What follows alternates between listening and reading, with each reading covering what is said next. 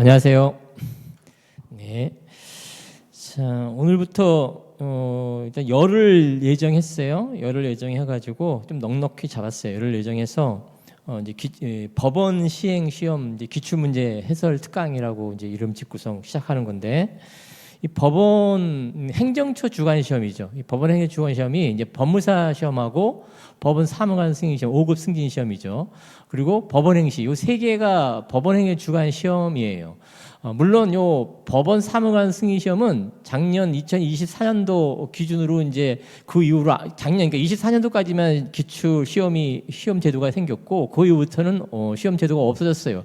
내부 인사 고가로다가 반영해서 뭐 승진을 한다고 하더라고요. 그래서 승진 시험은 이제 없어졌지만 기존에 있는 기출 문제들이 이제 영향을 미칠 수가 있는 거예요. 그 기출 문제들은 남아 있으니까. 그래서 그걸 분석할 필요가 있고, 이 법원행정 주관 시험, 법무사 시험이 법원행정 주관 시험이기 때문에 이 법무사 시험 기출 문제의 이 방향을 찾아보는 데서도 이게 의미가 있고, 그러니까 뭐가 나왔는지 알아야지만 앞으로 나올 것을 예상할 수 있는 거잖아요. 뭐가 나왔는지도 모르고서 무턱대고 공부하면은 효율이 떨어진다고 볼 수 있는 거예요. 그 다음에 이제 법원 승진하고 법원 행시 기출 문제가 우리 시험에 상당히 많은 영향을 미쳐왔어요. 이제 문제 풀다 보시면 아시겠지만, 이 해마다 보통 이제 시험 그 연도별로 월별이죠. 월별로 따져보면 법원 사무관 승인 시험은 통상 이제 4월 달쯤에 보통 봐왔어요. 그리고 법무사 시험은 9월 달쯤에 봐왔었는데, 여기 이제 11월 달로 이제 바뀌었죠. 이게 바뀐 지가 한 3, 4년 정도 돼요. 법원 행시는 보통 이제 9월 달 정도에 봐왔었는데, 여기 이제 좀 약간 제도 변형이 생겨가지고 이제 4월 달, 3월 달, 4월 달 이때쯤에 이제 2차 시험을 보고 있어요. 그래서 그 연도별로 기준으로 보면 이제 사무관 승인 시험이 우리 시험에 가장 많은 영향을 미쳤는데, 사무관 승인이 4월 달에 보고 우리 시험이 9월 달에 본단 말이에요. 지금 이제 11월 달에 보지만. 그러니까 사무관 승인에 나왔던 문제들이 우리 시험에 꽤 많이 나왔었어요. 여태껏 문제 출제 경험을 비춰보면. 그 말은 법원 행정처 주관 시험 그 출제자인 사무관 승인 시험 출제자가 우리 법무사 시험 출제자와 같다라고 보여지는 거예요. 같은 사람이다라고 보여져요. 법원 행시는 좀 다를 수도 있어요. 법원 행시는 난이도가 들쑥날쑥해요. 근데 법무사 시험하고 법원 사무관 시험 기출 문제는 2차 기준으로 거의 난이도가 비슷해요. 비슷하고 문제 수도 좀 비슷한 경향이 있어요. 물론 법원 사무관 시험은 1시간에 풀어야 돼요. 100점짜리인데 1시간에 풀어야 돼요. 우리 법무사 시험은 어떻게? 2시간에 풀어야 돼요. 100점짜리를. 그게 차이점이 약간 있긴 있는데, 그래도 그 출제 문제 스타일이라든가 이런 것들이 우리 시험에 상당히 많은 영향을 미치고 있다라요. 법원 행시는 난이도가 들쑥날쑥하다 그랬죠? 높을 땐 상당히 높아요. 그러니까 이런 것까지 2차 시험에 공부해야 되나라는 정도로다가 꽤 난이도 높은 것들이 있어요. 그런 것들은 너무 겁먹지 말고 제끼고 넘어가면 된다 이 소리예요. 우리 시험에 영향을 미칠 수 있는 것들, 중요한 것들 위주로 공부해 가시고 방향을 잡으시면 될 거라고 보여져요.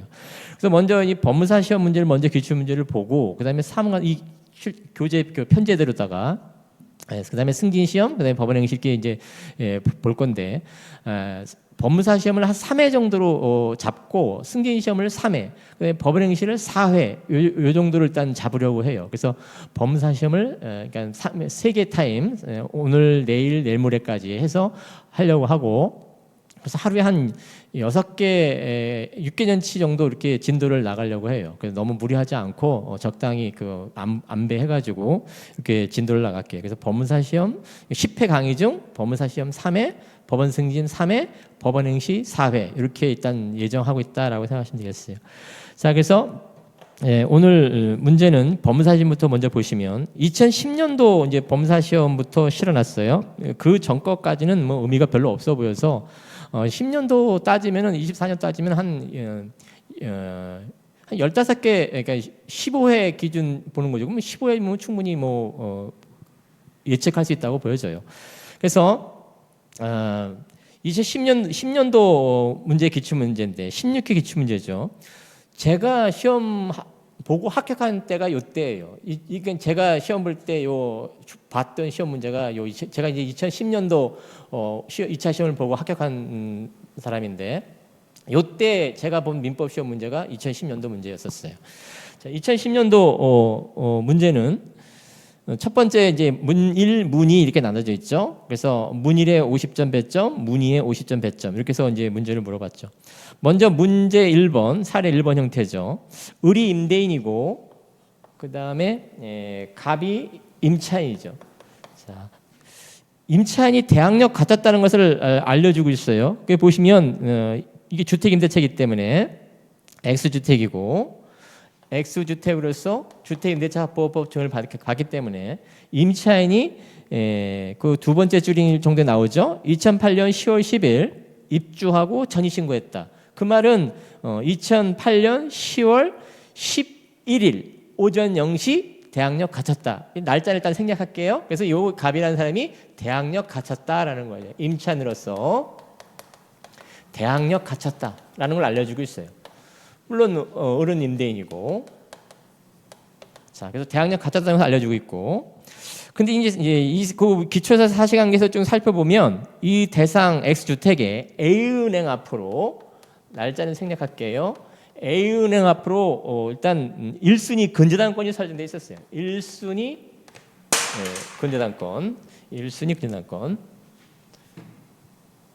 1순위 근저당권이 설정돼 있고, 그 다음 이제 이 갑이라는 대항력 갖춘 임차인이 있는 거죠. 대항력 순서가 그래요. 읽어보시면 그 다음 후순위 근저당권 B은행이 있었어요. B은행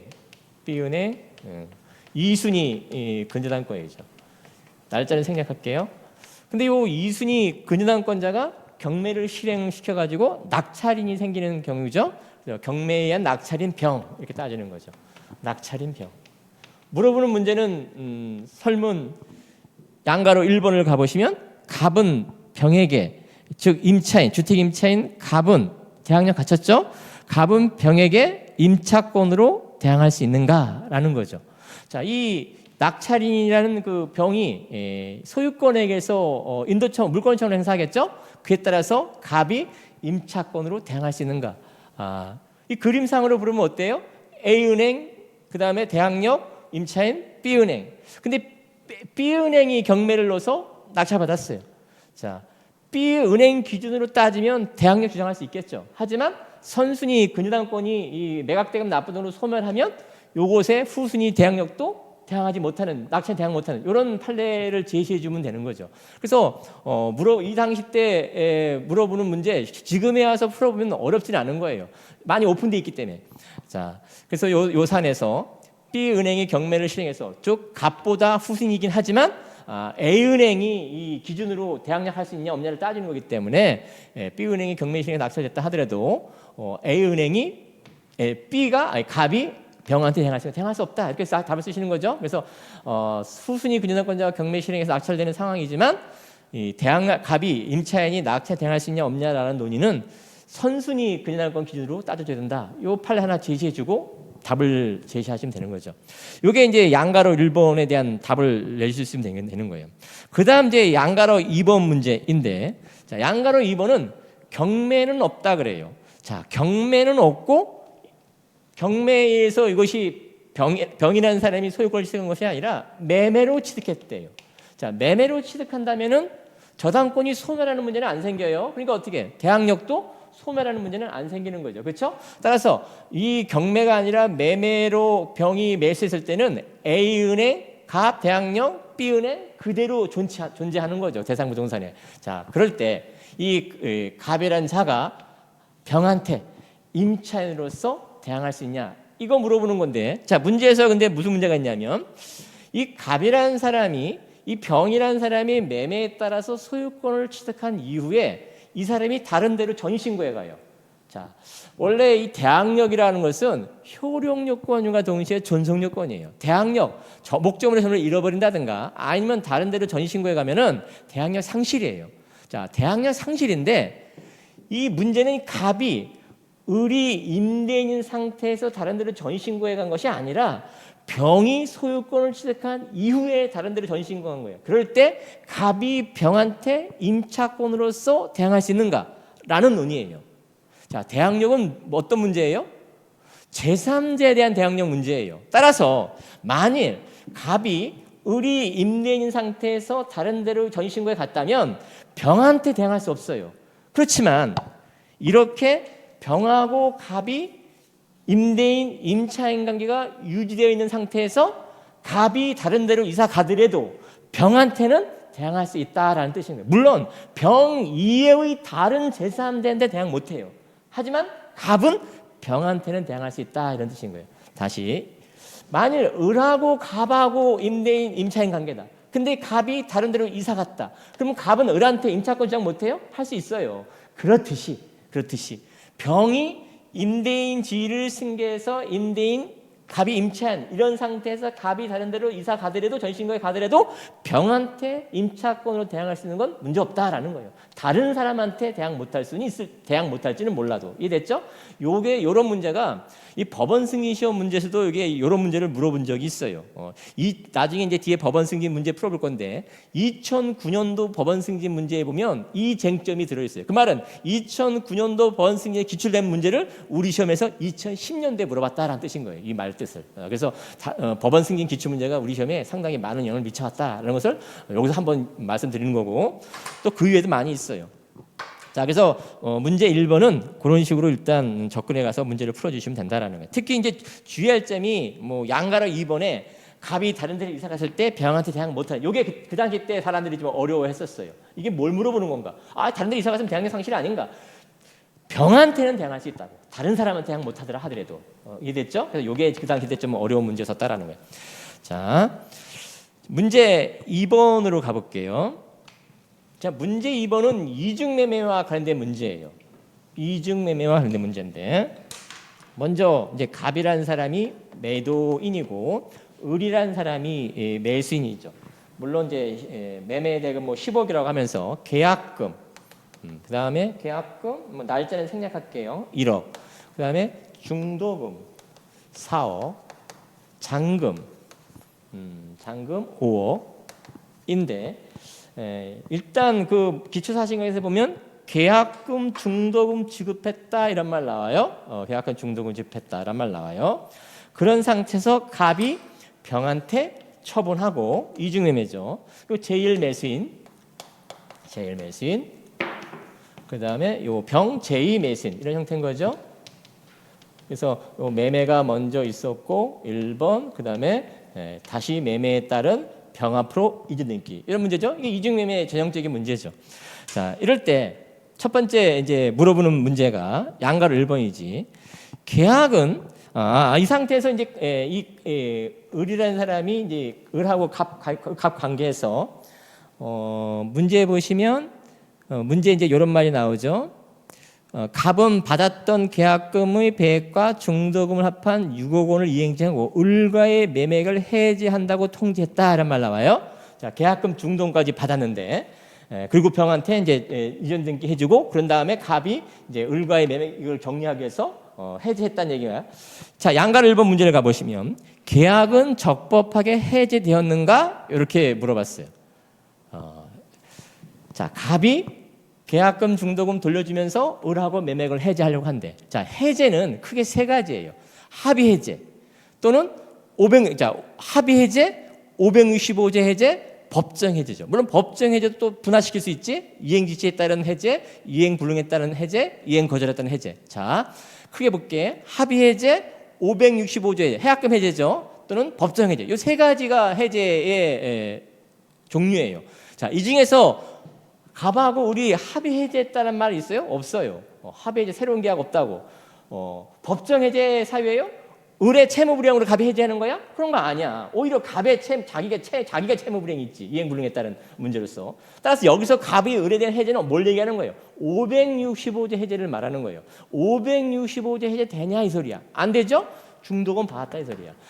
즉 계약금만 받은 상태에서는 계약금의 배액 상환하고 갑이 해제할 수 있을지 몰라도 중도금까지 받았기 때문에 565제에 따른 해제는 안 된다. 이런 얘기를 답안지에 써주시는 거죠. 560 조문 지시해주고 어느 일방이 착수하기 전까지만 해제할 수 있는데 이 사안에서 을이 중도금 지급했잖아요. 이행에 착수가 있는 것이죠. 그러니까 갑은 더 이상 이제 565제 해제는 못하는 거죠. 해제됐다라고 해제되었는가라고 물을 때 해제 안 된다는 얘기를 565조와 관련해서 써주시면 된다라는 거예요.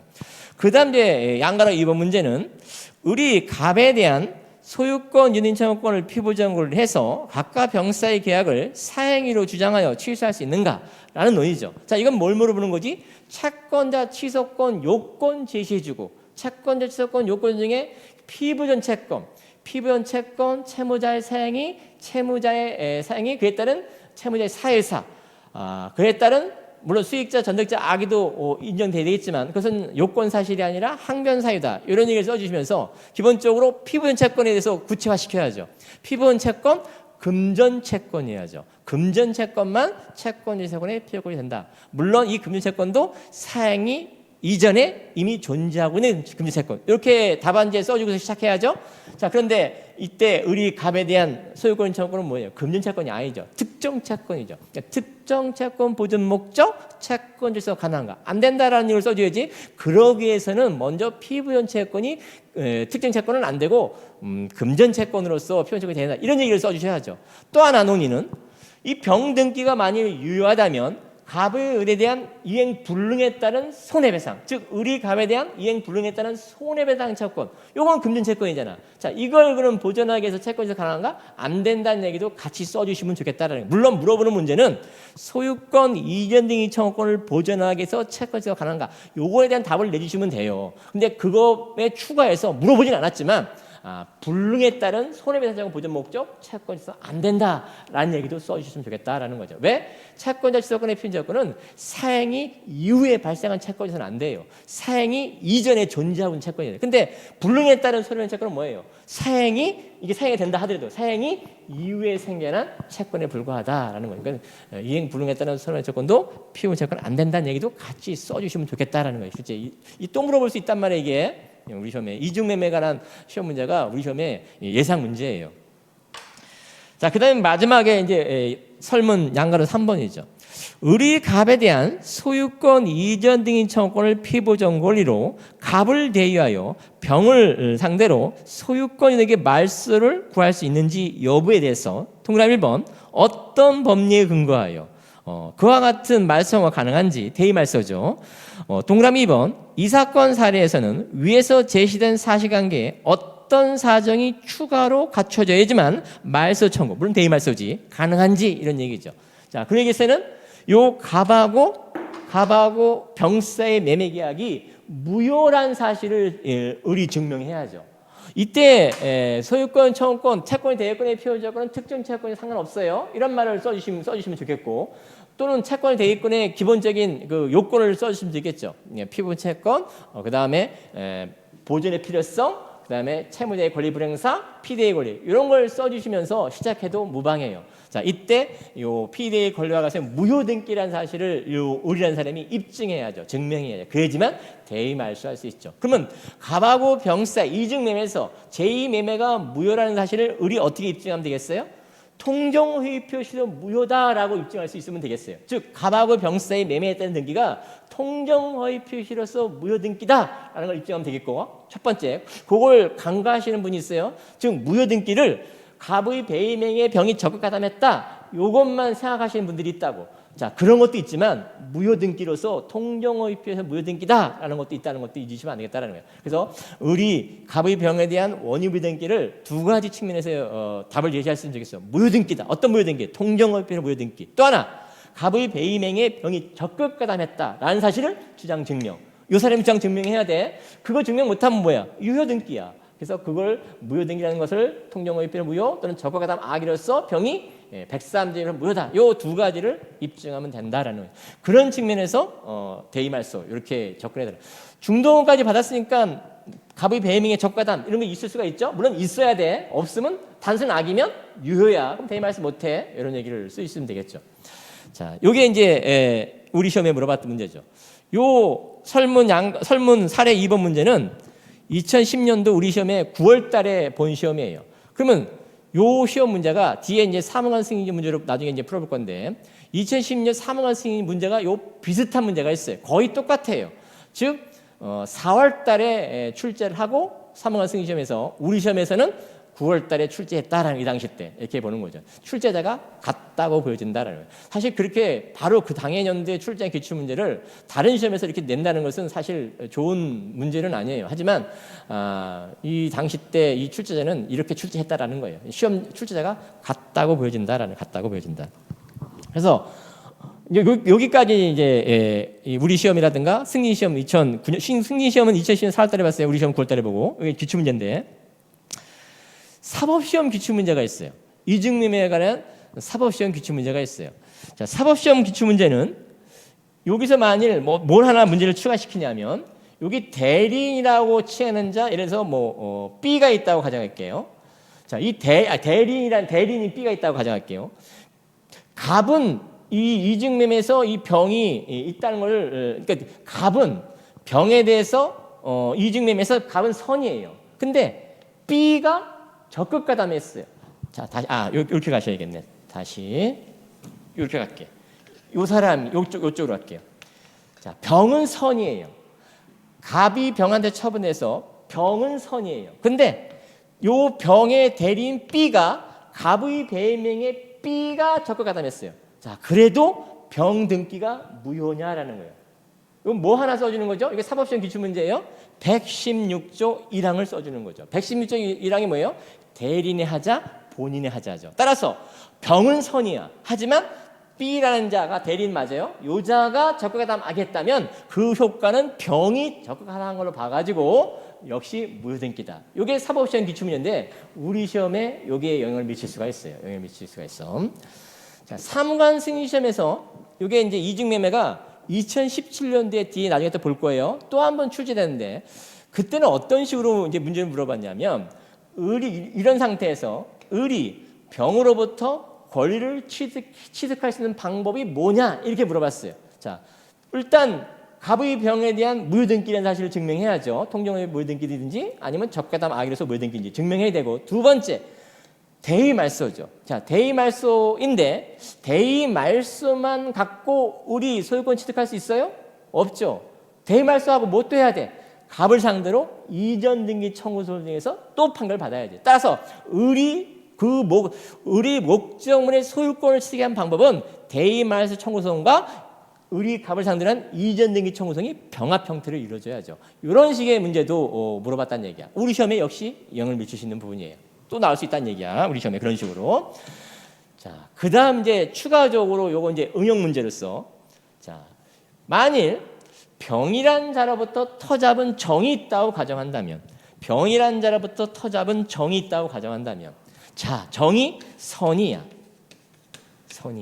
그러면 을이 정등기를 말소해서 찾아올 수 있는지 이런 얘기를 해보려고 하는 거예요. 자, 정등기, 병으로부터 터잡은 정등기가 있어요. 이럴 때 을이 정등기를 말소하고 그래서 그 부동산을 찾아올 수 있는지 이런 얘기를 할 때는 즉 정이 보호받는 재산자인지 이런 얘기를 해보려고 하는 거예요. 자, 그러려면 갑의 병에 대한 등기가 원인무효일 때 통정어휘에서 무효등기가 있을 수가 있고 이 등기가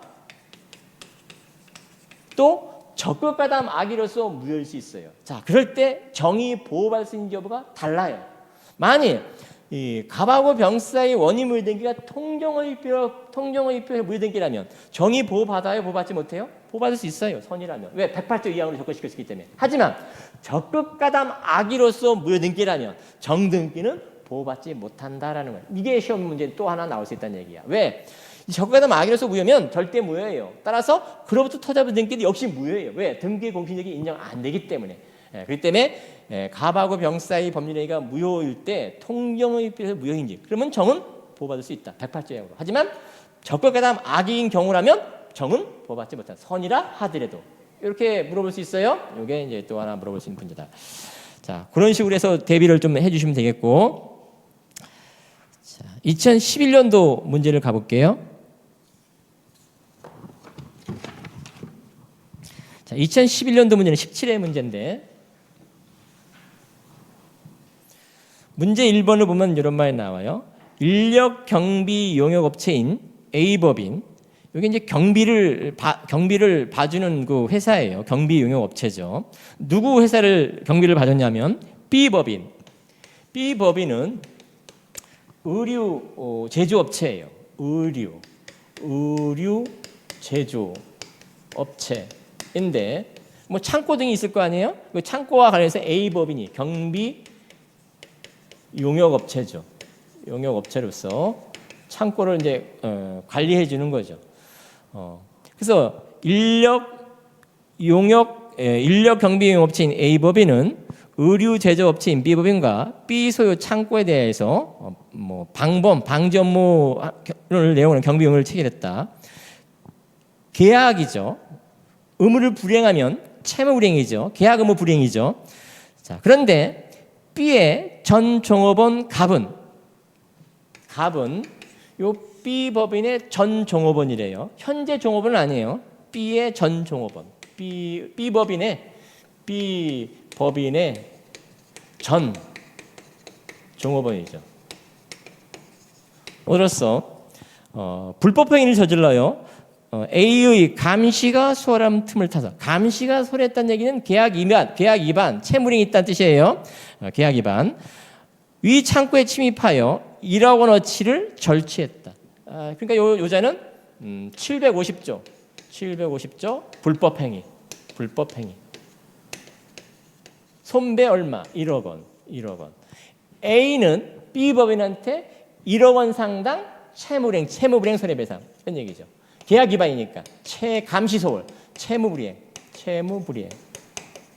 자, 그 말은 A와 갑은 B법인한테 A는 채무불이행으로서 손해배상 책임, 갑은 불법 손해배상으로서 손해배상 책임. A와 갑의 B법인에 대한 손해배상 책임은 부진정 연대채무. 이런 얘기를 쓸 수 있으면 그게 연결고리야. 그래서 부진정 연대채무 관계에 있다. 이런 얘기를 말하려고 하는 거예요. 자, 그러면서 밑에 이제 문제를 가보면 설문 1번 A와 갑의 각각 B에 대하여 부담하게 될 책임의 법적 성질을 써봐라. 이게 뭐지? 부진정 연대채무에 관한 얘기를 써보는 거죠. 그리고 양 책임의 관계에서 간략하게 써봐라. 뭐 절대효과, 상대효과 이런 얘기를 써주시면 되겠죠? 부진정 연대채무에 관한 간단하게 쓰시면 되겠고 5점 몇 점으로. 그 다음 이제 설문 2번 만일 갑이 자신의 B에 대한 미수령 퇴직금 5천만 원. 자, 과거 종업원이었다고 하잖아요. 이렇게 미수령 5천만 원짜리 퇴직금이 있대. 5천만 원 퇴직금이 있대. 자, 미수령 5천만 원 퇴직금 5천만 원으로 자신의 B에 대한 채무와, 즉 이 사람이 이제 상계하려고 하는 거예요. 상계인데 5천만 원이 자동이고 1억 원이 수동이고 이런 뜻인 거예요. 이게 수동이고 이런 뜻인 거죠. 상계한 경우 B가 A에 대하여 청구할 수 있는 금액은 얼마인가? 자, 다시 갑이란 자가 5천만 원 퇴직금 기존에 못 받은 거 그걸 자동으로 B법인이 갑에 대한 고의 불법행위 손배죠. 요걸 수동으로 상계한다면 그러면 B법인은 A한테 얼마를 청구할 수 있는가? 즉 만일 상계가 인정된다면 뭐예요? 상계가 인정된다면 5천만 원 내 범위에서 요 채무가 소멸하니까 어떻게? 그 범위에서 상계로의 절대 효과죠. 그에 의해서 A, B법인 채무도 소멸하니까 B법인은 A한테 5천만 원만 청구할 수 있는 거죠. 상계가 인정된다면 이런 얘기죠. 자, 근데 이 당시 때 이 문제가 약간 논란에 있었어요. 자, 물어보는 문제 취지가 상계가 인정된 전제하에 문제를 물어본 거냐? 아니면 이런 상태에서 갑이 B법인 상대로 상계할 수 있는지, 그 상계가 타당한지 이걸 물어보는 거냐? 즉 상계가 인정된다는 전제하에 부진정 연대채무의 상계 절대 효과를 물어본 거냐?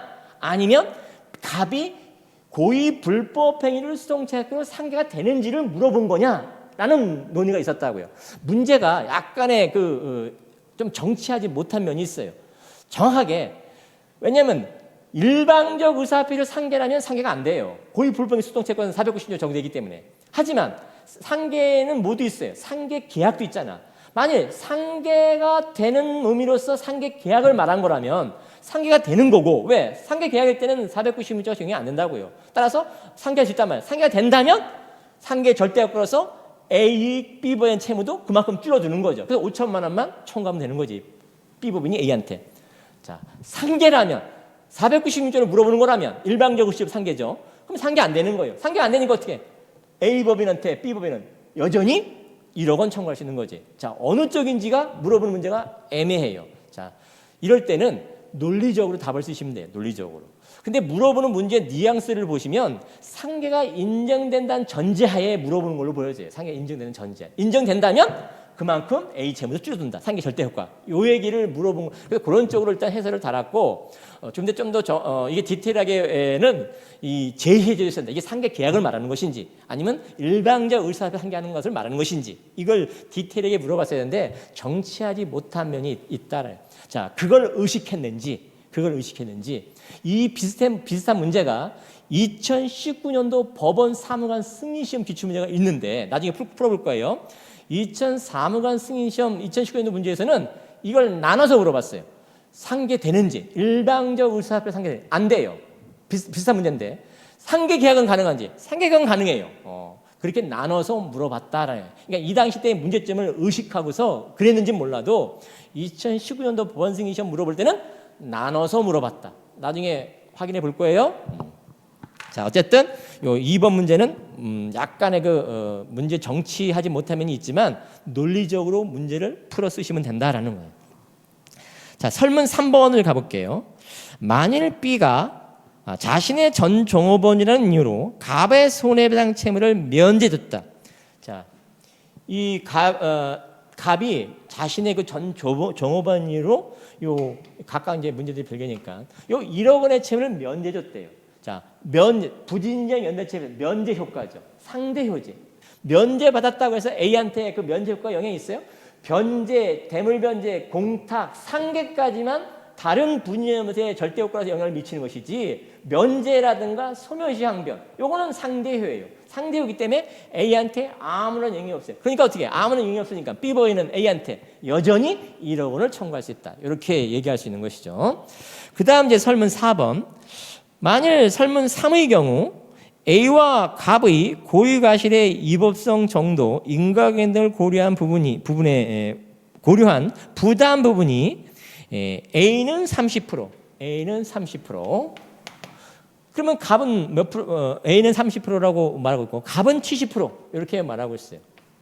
즉 A와 갑의 B법에 대한 이제 그 손해배상 관련해서 A는 30% 과실이 있었고 갑은 70% 과실이 있었다. 이렇게 얘기하고 있어요.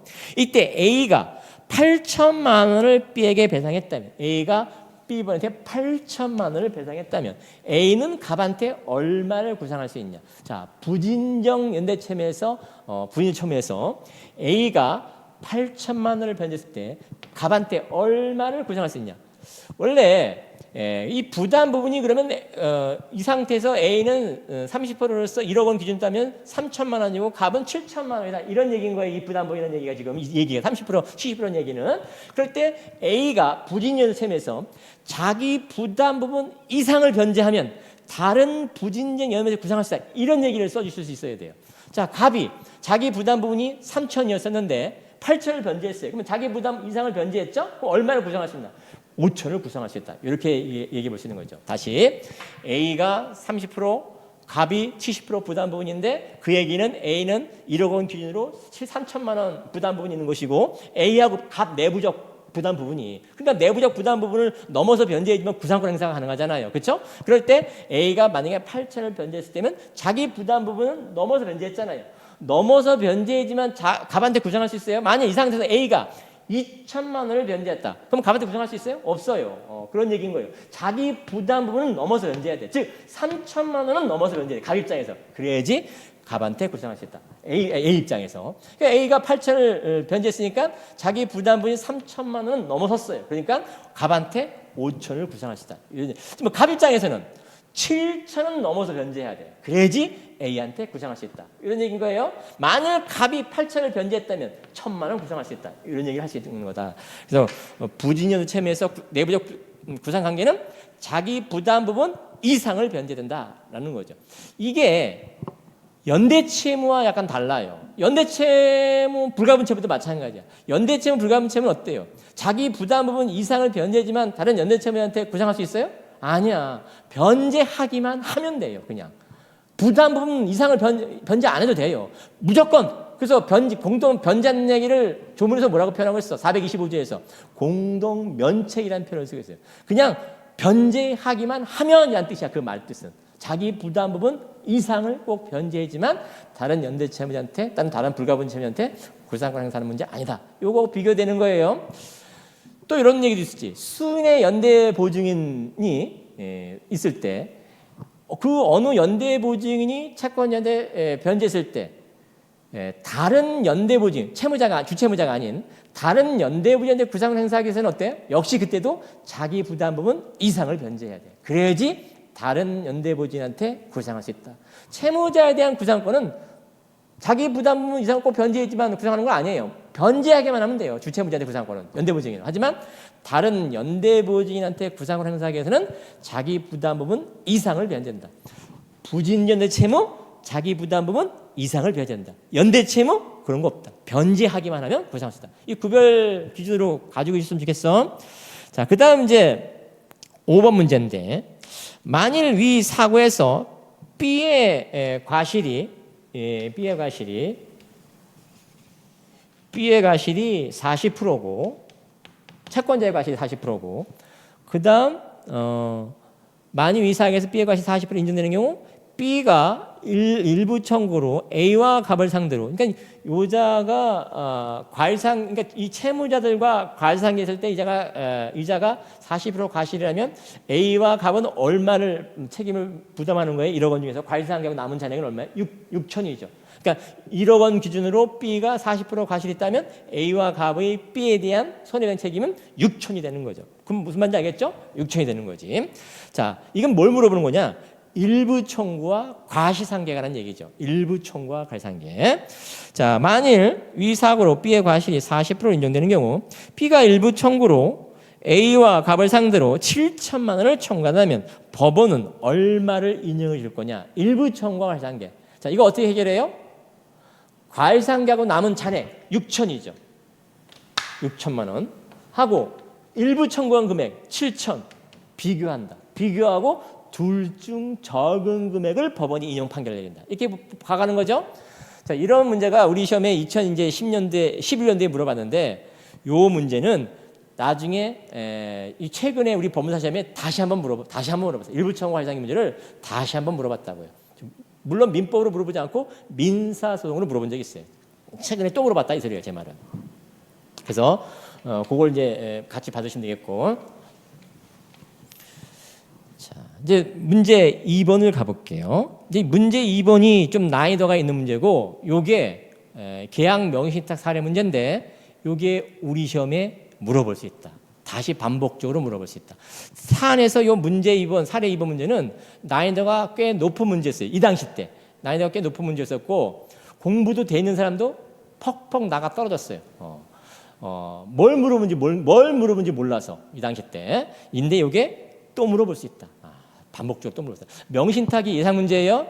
명신탁하고 취득시효 관계 이런 문제 이게 예상 문제들이에요. 자, 물론 여긴 취득시효 문제는 들어있지는 않지만 엮어서 물어볼 수 있다. 이 문제를 기초로 해서 엮어서 물어볼 수 있다. 그래서 문제 2번은 좀 주의 깊게 잘 살펴봐 주셨으면 좋겠어요.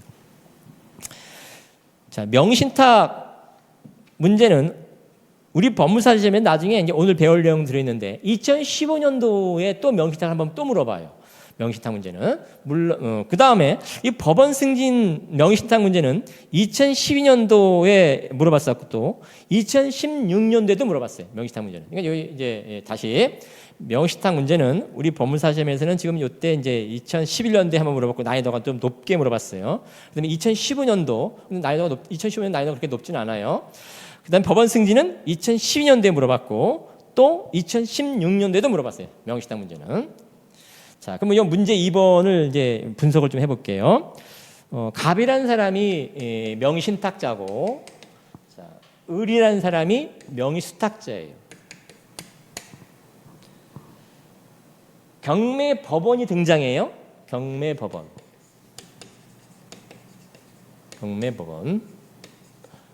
Y토지죠. 즉 갑이 을한테 매수자금을 주고 돈을 주고 경매법원으로부터 낙찰 받아라 이렇게 제시한 거죠.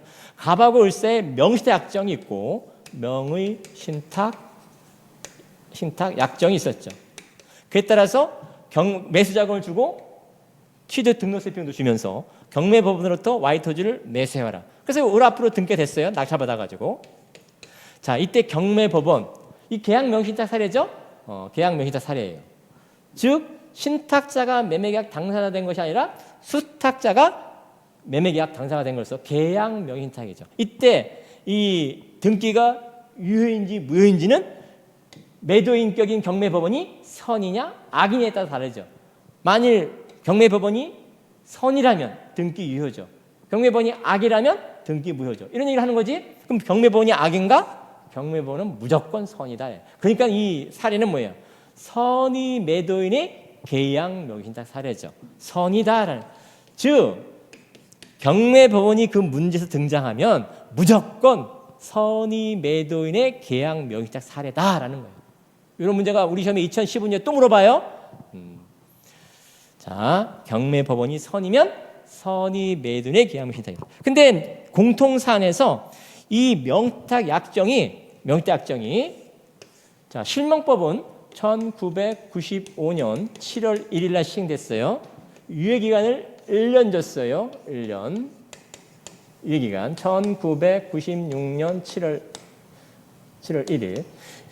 자, 명신탁이 실명법 시행 전에 있을 수도 있고 시행 후에 있을 수도 있어요. 여기서 문제를 공통사안에서는 언제 명신탁인지를 알려주지 않고 각각 문제에 따라서 달라져요. 그러니까 난이도가 높은 거예요. 자, 요 전에 명신탁일 수도 있고 요 후에 명신탁일 수도 있는데, 자, 만약에 이게 계약명신일 때 요 전에 명신탁이라면 뭐예요? 유효한 명신탁이야. 물론 유효기한 경과계정 실명 등이 안 하면 약정은 무효, 등기는 유효죠. 매도인이 선일 때. 요 이후의 명신탁은 유예기간이라는 말이 필요 없죠. 바로 그냥 명신탁정은 무효, 매도인이 선이니까 등기는 유효. 이런 얘기 쓰는 거예요. 자, 요 전인지 요 이후인지 달라질 수 있다는 얘기야. 자, 문제 이제 좀 더 가보시면, 즉 당구장 표시 13페이지 그 상단에 있는 그 당구장 표시 바로 위에 있는 내용을 보면 한편 이런 말이 들어있어. 을은 당시, 이 당시가 실명법 시행 전인지 후인지 아직 안 가르쳐주고 있어요. 그건 각각 문제에서 알려주고 있어. 양가로 1, 2, 3에서. 자, 당시, 이게 명신탁 약정 당시가 실명법 시행 전일 수도 있고 후일 수도 있다. 근데 아직 안 가르쳐주고 있다고. 자, 당시 을은 갑과 갑이 나중에 Y토지에 관한 소유권 이전 등기를 요구할 때 곧바로 이를 이행하기로 한다는 내용의 약정, 이 사건 약정이죠. 이 사건 약정이 뭐예요? 그러니까 이 사건 약정이 갑이 을한테 요구하면, 자, 을 앞으로 등기돼 있단 말이야. 갑이 을한테 요구하면 등기 넘겨주는 그런 약정이야. 요구하면 등기 넘겨주는 약정. 이 사건 약정. 이 사건 약정은 명신탁 약정 무효에 따른 부당이익반환 청구 그런 문제가 아니라 갑이 을한테 그 계약에 따라서 바로 등기해 갈 수 있는 약정. 이 사람이 요구하면 바로 등기해 주는 약정. 이게 이 사건 약정이라고. 명신탁 약정 무효에 따른 부당이익반환 청구 이런 문제가 아니라 당사자 간의 약정에 따른 이전 등의 청구권이다 이 소리야. 이 사건 약정이라는 것이 무슨 말인지 알겠죠? 자, 이게 난이도가 있는 거라고. 그러니까 이게 또 물어볼 수 있다는 얘기야. 왜 이상희 때 수험생들이 많이 틀렸어. 이게 뭘 물었는지 몰라가지고. 자, 이 사건 약정은 명신탁 약정 무효에 따른 부당이익반환 청구권 내용이 아니에요. 당사자 간의 약정에 따른 이행하기로 하는 이전 등의 청구권이라고. 자, 그게 이 사건 약정이야. 체결하고 갑에게 그러한 내용이 담긴 이행각서를 교부하였다. 갑은 그 무렵 Y토지에 관한 주차장을 운영하고 있다. 이 말은 이 대상 명신탁 Y토지를 갑이 이 사건 약정 당시부터 사용수익하고 있다라는 뜻인 거예요. 사용수익. 이 말은 나중에 이제 명신탁 약정 무효에 따른 부당이익반환 청구권이 소유권 이전의 청구권이 소유권 이전의 청구권일 때 명신탁자가 계약 명신탁에서 명신탁자가 목적물을 사용수익하면 소멸시효 진행하냐 이걸 물어보려는 전제를 깔아놓은 거예요. 진행 안 하죠.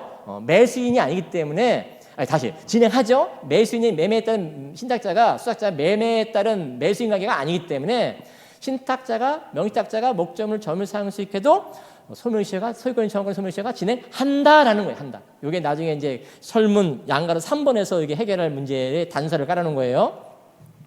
자, 주차장을 사용하고 있다. 자, 당구장. 아래 각 문제를 가볼게. 위 공통 사안의 사실관계가 모두 1994년에 있었는데, 자, 그 말은 이 부분이죠.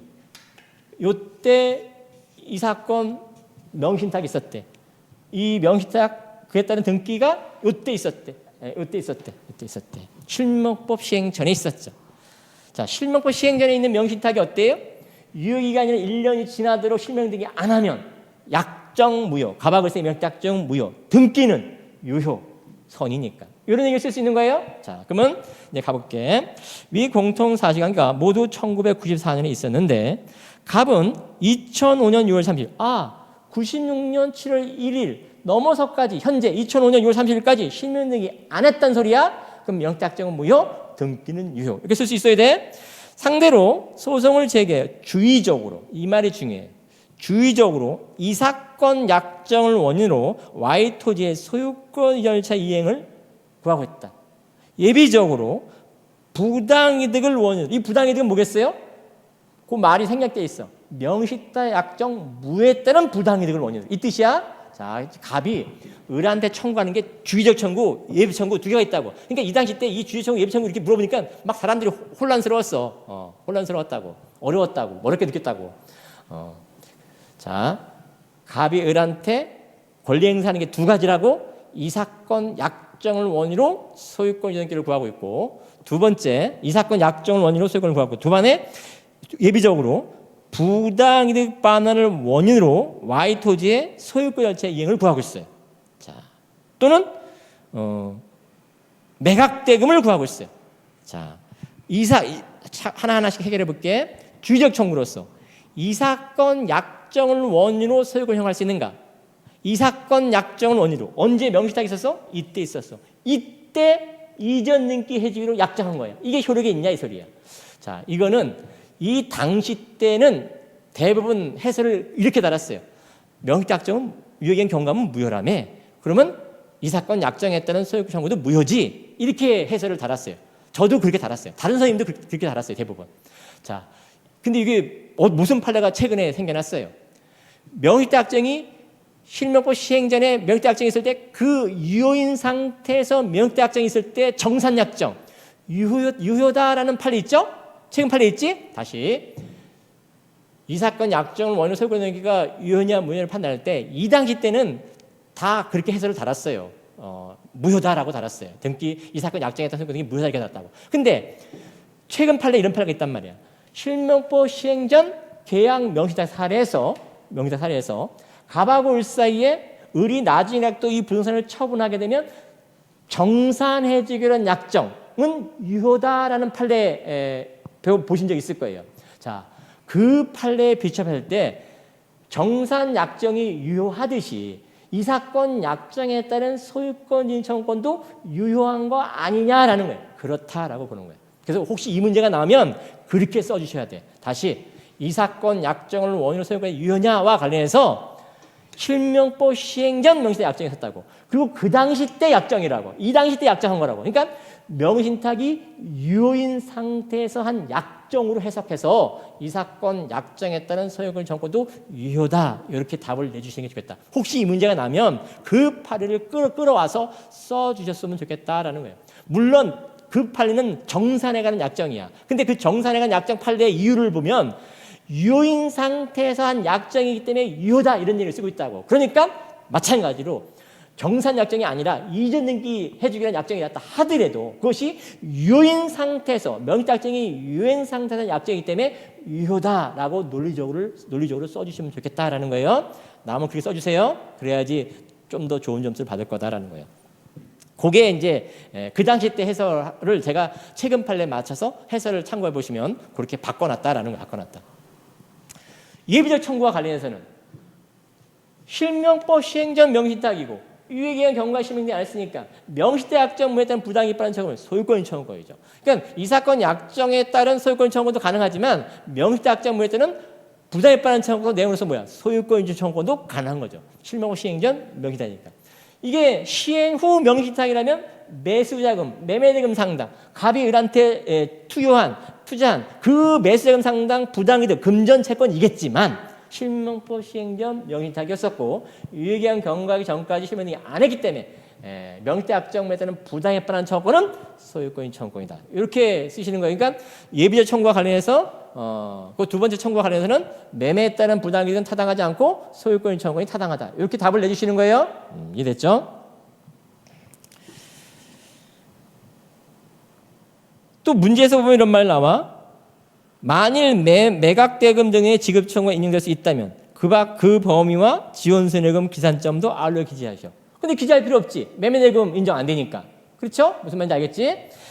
그런 내용은 양가로 2번에서 써줄 거야. 자, 양가로 2번을 가볼게. 좀만 더 할게요. 위 공통사안의 사실관계가 모두 2004년에 있었는데 그 말은 부동산 실명법 시행 후 명신탁이다. 이런 얘기죠. 부동산 실명법 시행 후 명신탁이다.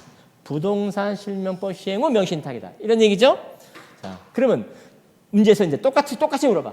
갑의 을에 대한 이 사건 약정에 따른 소유권 인정이 가능한가? 가능하지 않죠? 왜? 무효인 상태에서 명시타 약정이 무효인 상태에서 약정이니까 이 사건 약정의 소유권도 효력 없다. 이게 쓰시는 거예요. 또 하나, 갑하고 을이 부당이득 반환 채권을 이 부당이득 반환 채권이 뭐겠어? 명시타 약정 무효에 따른 부당이득이겠지. 명시타 약정 무효에 따른 부당이득 반환 채권이겠지. 그 명시타 약정 무효에 따른 부당이득 채권으로서 소유권 인정이 가능한가? 가능하지 않죠? 시행 후니까. 다시 대신 뭐야? 매매대금 상당 금전 부당이득 반환만 인정되는 것이죠. 자, 이럴 때 이제 갑이 을한테 부당이득 반환 청구로서 범위, 그에 따른 기산점, 소멸시 지연손해금의 기산점 이런 걸 생각해 보세요. 이게 이제 또 어려운 부분이야. 여기 나이가 있는 부분이야. 즉 갑의 을에 대한 명시타 약정에 따른 부당이득 이게 금전이야. 금전 부당이득이라면 얼마만큼 청구할 수 있냐? 이건 뭘 물어보는 거냐면 을이 선이냐 악이냐에 따라서 반환 범위가 달라진다 이 소리야. 선이라면 748조 1항 현존이익한데 반환. 악이라면 748조 2항 받은 이익 그에 따른 이자 지연손해금까지 반환. 이런 얘기를 써주는 거예요. 자, 즉 그 말은 을이 악이냐 선이냐에 따라서 반환 범위가 달라진다. 관련 판례가 있어요. 관련 판례. 자, 해설에 가보시면 이 부분이 그 당시 때 좀 어려웠다는 얘기인 거예요. 해설에 가보시면 18페이지 한번 가볼게요. 이 판례를 객관식에서 잘 물어보는 판례야. 18페이지 반가로 3번에 동그라미 1번 가보시면 자 지급 청구의 범위 금전이니까 이제 이런 일을 하는 거야. 자 부당이득 받는 의무자가 악의 수익자라는 점은 이를 주장하는 측에서 입증 책임을 진다. 누구겠지? 명신탁자겠지. 명신탁자.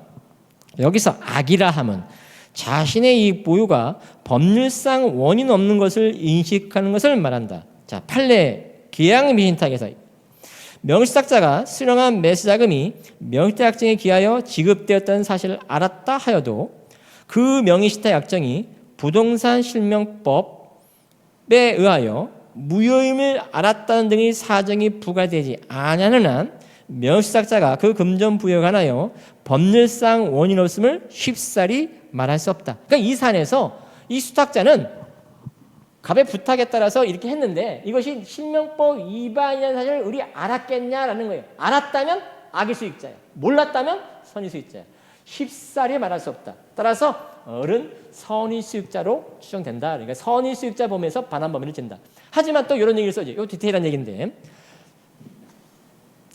18페이지 맨 밑에 하단 한편 선의 수익자가 패소한 때는 그 소를 제기한 때부터 악의 수익자로 보게 된다. 따라서 만일 갑의 을에 대한 그 명시타 약정의 부당이득 반환 차원에서 을이 패소한다면 패소하겠죠. 반환해줘야 되겠지. 금전 바닥이 되니까. 그럴 때 갑이 을한테 소제기한 시점. 이 소제기한 시점이 2009년 6월 30일인가 그래요. 그때부터 악의 수익자로서 반환 범위를 이런 얘기를 써주시면 되겠어요. 이런 얘기가 이제 좀 어려운 부분이었던 거예요. 근데 이게 다시 반복적으로 물어볼 수 있단 말이야. 물어보면 이제 오픈되어 있기 때문에 써준 사람과 안 써준 사람이 차이가 생길 수 있는 부분이에요. 답안에 따라서. 지연손해금의 기산점. 자, 이런 것도 좀 어려울 수 있어요. 자, 그렇지만 지금 갑의 을에 대한 명탁점에 대한 부당이득이 뭐예요? 기한에 정함이 없는 채권이야. 부당이득이 가장 대표적인 이행기에 정함이 없는 채권이에요. 이행기에 정함이 없는 채권은 언제 지체에 빠져요? 청구한 때죠. 청구한 때지. 청구한 때부터 지체에 빠진다라는 얘기를 해서 2009년 6월 30일이 소송으로 청구되면 그때부터죠. 지원손해금 청구했을 때. 이런 얘기 써주시면 되겠어요? 좀 어려운 분이지. 그렇지만 이게 충분히 물어볼 수 있다라는 거예요. 반복적으로. 양가로 3번. 위 공통사안의 사실관계가 모두 1994년에 있었는데, 자, 다시 이제 실명법 시행령 명신탁이래. 유예기한 건강하게 전가 심의행위 안 하면 뭐라고요? 갑을에 대한 명탁점 무에 따른 부담에 따른 청구는 소유권 청구이다. 신탁자가 점유 사용 수익해도 소멸시효 진행한다라는 거예요. 한다. 10년 소멸시효다. 진행한다. 그거에 대한 논고를 써주시면 좋겠죠. 판례 입장이 있죠. 명시탁자가 목적으로 점유 사용 수익해도 소멸 진행하는 이유. 점유 사용 수익해도 부담에 따른 행사하고 있다고 하지 않고, 또한 명시탁자가 점유 사용했을 때 소멸시효 진행 안 한다고 본다면 실명법 제도 취지에 반한다. 이런 얘기를 논고를 두 가지 논고를 답을 써주시면 쓸 수 있다면 고득점인 거죠. 주의할 점이 있어요. 10년 소멸시효가 완성됐는지와 관련해서 지금 이 사건 소송 제기한 시점이 2009년 6월 30일이에요. 자, 이 설문 3번에서 그럼 2009년 6월 30일이면 소멸시효 완성됐나? 기산점을 쓸 수 있어요. 기산점. 즉 실명법 시행전 명신탁인데 유예기한 경과의 전격에 실명되지 않으면 명탁정은 무효가 되고, 그에 따른 무효에 따른 부담에 따른 청구권은 갑을 을을 상대로 소유권 청구권이래. 10년 소멸시효래. 그러면 기산점은 언젠가? 기산점. 기산점은 소멸시 기산점은 뭐예요? 기본부터 따져가 봐야 돼. 기본 166조. 민법 166조. 기산점이 언제야? 권리 행사할 수 있는 시점이에요. 그러면 소유권 이전 등이 청구를 행사하는 시점이 언제일까? 이걸 답안지에 쓰셔야 된단 말이야. 그래야지 소멸시효 완성된지를 따질 거 아니야. 기산점, 명시탁정 무에 따른 소유권 이전 등인 청구를 행사할 수 있는 시점이야. 166조와 관련된다면. 그러면 언제 갑은 을한테 소유권 이전 등기 해달라고 요구할 수 있을까? 언제부터? 명시탁정 무에 따른 걸려서. 무효가 언제야? 무효가 언제야? 유예기한 경과는 시점이죠. 그러니까 기산점은 언제야? 96년 7월 1일이죠. 이때가 기산점이다라는 거예요. 이때부터 명시탁정이 무효가 되는 거잖아. 유예기한 경과는 시점. 이때 기산점으로 10년 지났는지. 지났나? 지났죠. 2009년 6월 30일 따지면 달력, 역수라는 얘기는 달력, 숫자상 이런 뜻이야. 역수. 거꾸로 계산한다 이 뜻이 아니라 역수상, 달력의 숫자상 소멸시효가 완성됐다. 96년 7월 1일 기준으로 2009년 6월 30일 10년 훨씬 지났다라는 거예요. 그러니까 소멸시효 완성됐다라는 얘기를 써주실 수 있습니다. 신탁자가 점유 사용 수익해도 진행한다라는 얘기를 써주시면서 됐죠? 이게 예상 문제예요. 이게 나올 수 있어요. 자, 여기까지 하고 잠깐 쉬었다가 2012년도 문제부터 또 보도록 할게요.